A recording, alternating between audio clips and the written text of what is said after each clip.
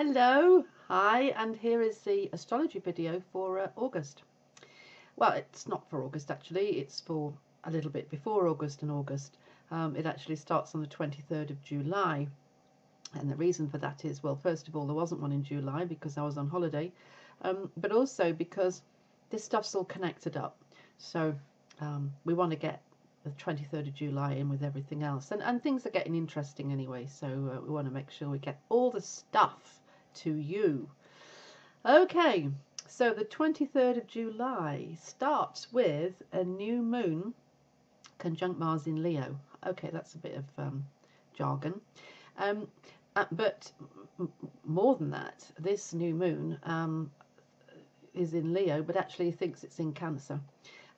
So I'll just explain why. So what's happening is the sun and the moon are right at the very end of the sector of the sky called Cancer. There's 12 sectors of the sky, a bit like the segments in orange, and each segment is a zodiac sign. These are invisible, by the way, they're just invisible coordinates in the sky. So the sun has got right to the end, and the moon is joining it, got to the end of Cancer, sorry, and the moon is joining it, and then just as they jump into Leo, they cross that boundary, they get together, and that's a full moon, a new moon. So therefore we've got all the moodiness and the wateriness and the yin and the inner energy, the energy that looks inwards and reflects, all that sensitivity as it gets towards the new moon. So it feels like a new moon in Cancer with the brooding and the family stuff. And then it suddenly jumps into this wild young energy, which is all drama. And there it's called a new moon. So it's a bit confusing.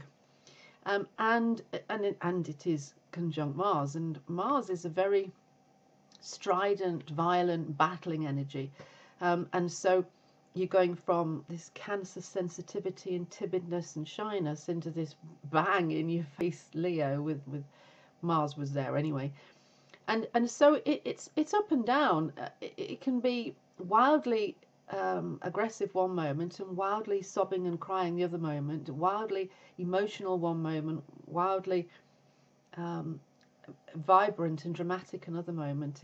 It's a sensitive time, but it can also be a little bit weird.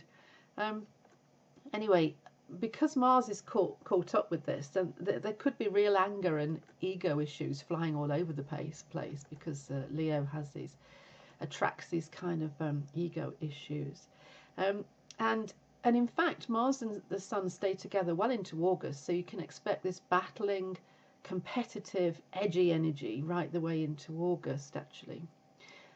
So if it's affecting the weather, then you're going to get this kind of like very dramatic heat, low points weather. Anyway, so that's a bit of excitement. Anyway, because it's going from Cancer to Leo like that, we should feel a significant step change. As we go from the 23rd to the 24th, there should be a sea change from yin to yang. You should feel that lift. The sky then, well, as far as I'm concerned, it just flings open the gates of Hades, because anything can happen next, really. And it entirely depends on your situation as to what happens next. Let's say you're single and you're bored. Well, you could suddenly find yourself in a relationship then. Let's say you're in a relationship and you're bored. Well, you could suddenly find yourself without a relationship.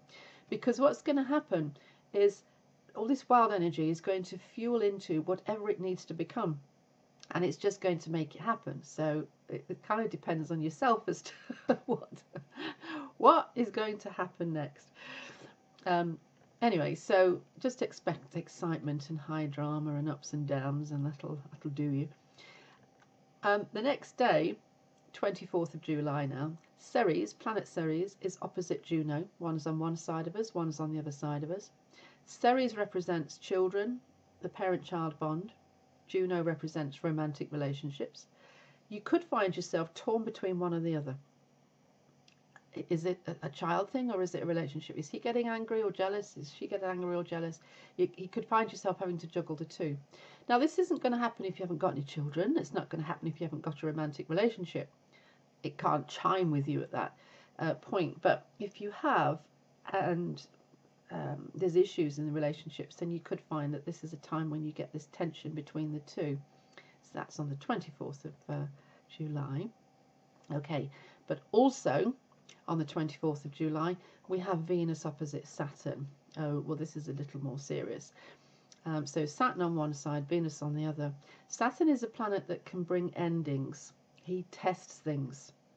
So if he's testing and he finds that you're in a relationship which isn't going to stand the test of time, that it's fragile, that it's not built for purpose, then the testing will bring about the end of the relationship.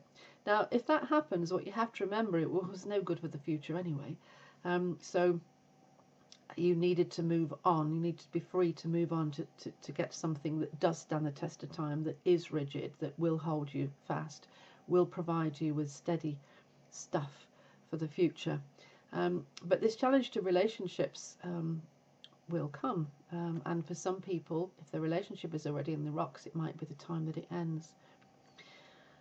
Okay, so then moving to the 26th, this is when the Sun and the Mars are actually together. So you've got this really dramatic, energetic. The way to use Mars energy actually is to do something energetic, seriously, sport, push-ups, running. Because Mars energy is best used through the muscles. When the muscles mechanically use Mars energy, your body is using up in the best possible way. Your spirit side finds it quite difficult to use Mars, otherwise it's too battling, it's too powerful. Mars needs to drive something, and if it's driving your muscles, then it's a good way of using it. So think about doing some exercise around the 26th whilst you're there on the beach. Ha. Okay, moving on. Next date, 2nd of August. This is when Uranus stations, planet Uranus. The planet Uranus is quite a strident, dramatic, breakout, break free, breakdown, sudden, dynamic, meteoric, lightning action. It refuses to be held. It is powerful, bang, and it hits, and that's it. It's very cutting. So when, from our perspective, it looks as if Uranus is standing in the sky, not moving, there's a sense of irritation. It's all standing in one spot. That breakthrough, rebellious energy is being forced to act on one place, and that can be quite dramatic. It can be quite difficult. There's issues around this. Whoa. So you might find people are feeling the need to break free, or they're feeling rebellious, or they're feeling stifled, frustrated. Okay. Maybe you can't break free from shackles. You feel as if you want to break free, you can't break free. Okay, moving on. So we've got a lunar eclipse on the 7th of August. This is when the Sun is strong and the Moon is weak. So Yang energy is prevailing and riding high. Lunar energy is weak. So not so much of the emotional stuff, rather more of the in-your-face, bubbly, dynamic, attractive, vibrant energy.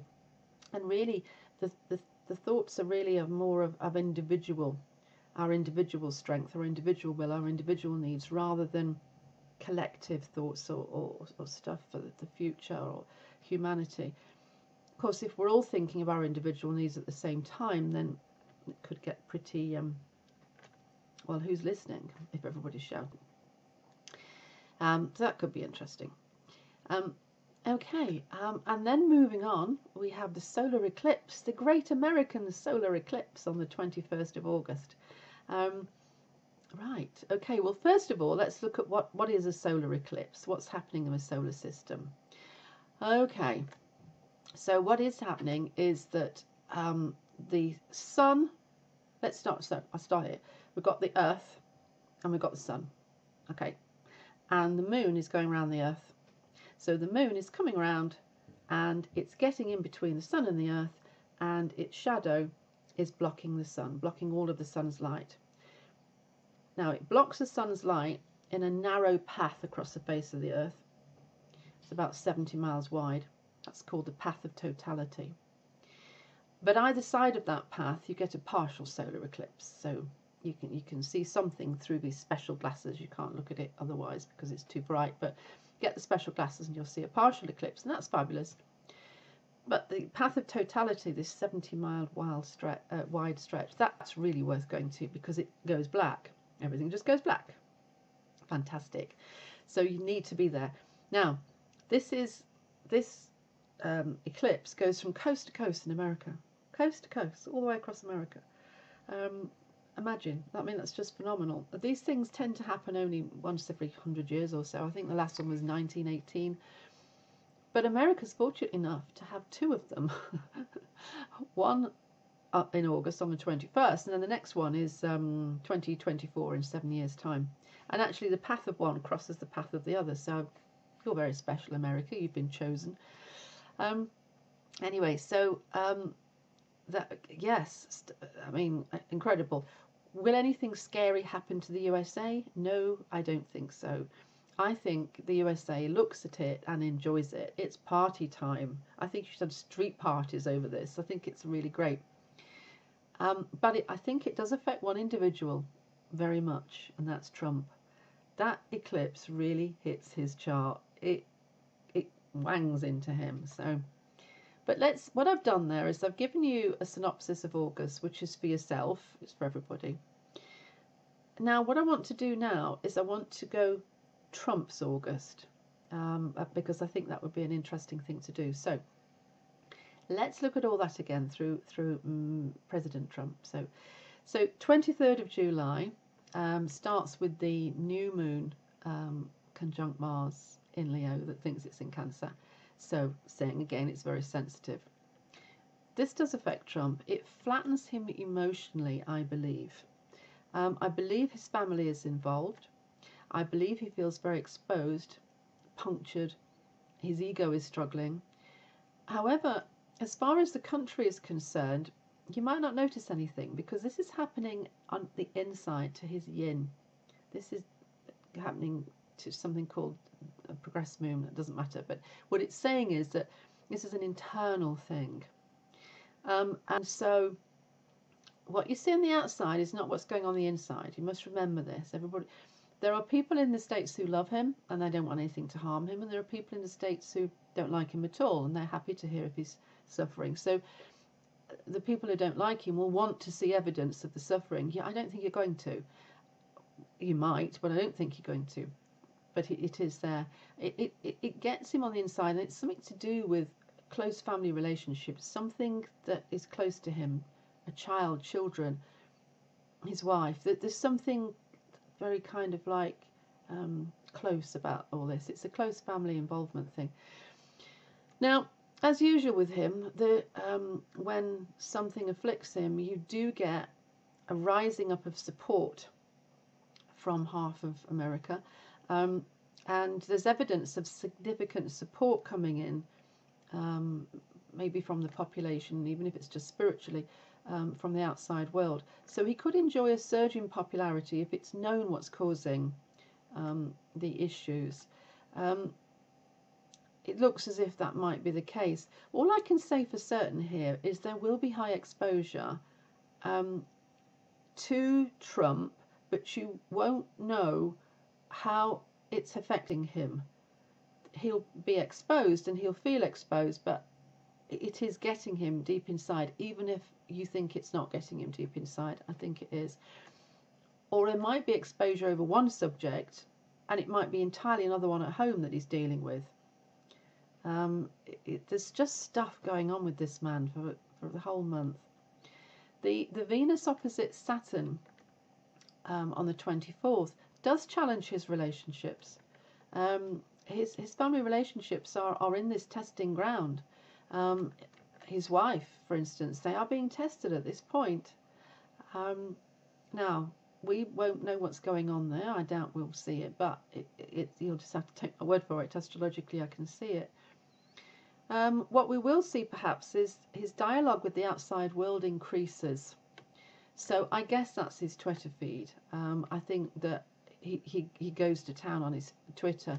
Now, firstly, this is very ego-driven and defensive, but is increasingly subject to doubt and worry after the 26th.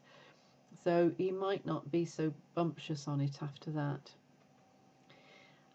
Now, I just want to tell you about something else that I've done, which is I thought was quite interesting. So it's possible in astrology to take the chart of a person and combine it with the chart of a country. So I took America's chart and I took Trump's chart, and I blended them together to make a relationship. So now I can put transits around the outside and I can tell what's happening to the relationship between the USA and Trump, because you're like that, right? He's your president. What is that relationship undergoing? What is that chart telling us? So it tells us this, that on the 28th of July and the 1st of August, the relationship between Trump and the USA is being challenged by powerful forces. The communication between the coupling of the USA and Trump is always subject to bitterness, rage, and woundedness. That's standard. You'll always get that. As long as Trump and America are together, you'll get this bitter rage, woundedness, flying from one to the other and all around. That's there as a matter of course. But now that is being hit by dark establishment forces. When I say dark, I don't mean evil. I mean dark light. Unseen, dark establishment forces that expose secrecy of some kind. There's something going on here. Juno is on the ascendant of this chart and it's being squared by Pluto. What does that mean? It means this relationship between Trump and the USA is being stressed to hell. It really is being backed into a corner. But just to repeat this, in one sense, the nature of the relationship is being shaped for the last time. Now, no, it's not to repeat it. I need to tell you about this for the first time. There is something going on also in the sky between two planets, Jupiter square Pluto, but it's been going on for a long while. It first started in November of 2016. It was strong in March of 2017, and it has come back for its third hit now, late July, beginning of August. And it tells me this is what it means.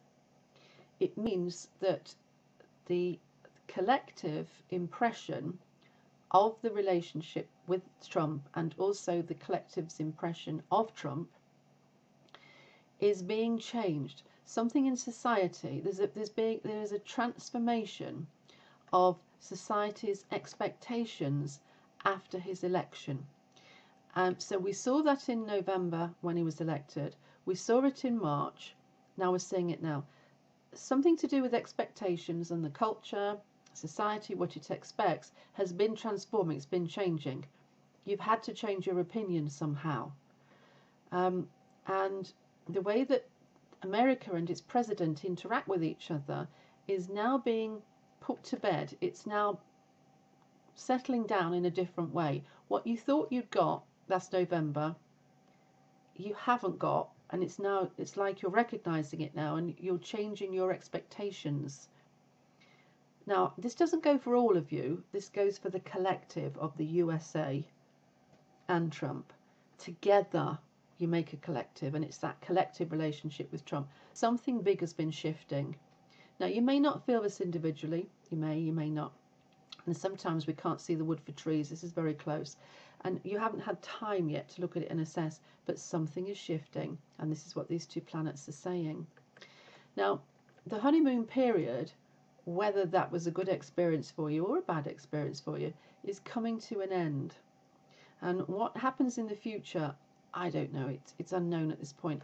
But the settling in period of getting to know each other has more or less happened. You've passed that and you kind of know each other now, but your expectations have had to change as a result of that. And that's for the USA, not for you out there individually. Okay? Does that make sense? Okay.